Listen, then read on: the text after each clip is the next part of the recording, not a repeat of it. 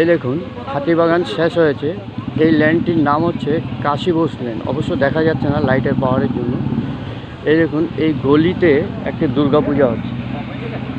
এই দেখুন 22 তারিখ রাত্রি 12টা 12:30 থেকে বৃষ্টি শুরু হয়েছে এবং 23 তারিখ সকাল 5টা পর্যন্ত।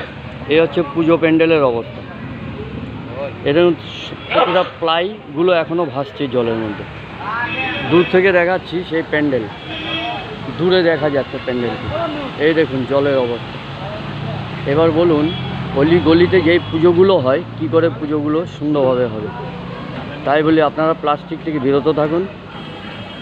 কর্পোরেশনও কমপক্ষে সপ্তাহে একদিন কমপক্ষে দেখতে হয় ড্রেনগুলো, নয় আগামী দিনে আরও বড় বিপজ্জনক পরিস্থিতি সৃষ্টি হবে কলকাতা বুকে। আমরা কলকাতাকে ভালোবাসি, তার সাথে সাথে প্লাস্টিকও প্রচুর পরিমাণে ভালোবাসি, যার জন্য আজকে এই অবস্থা, দুরবস্থা।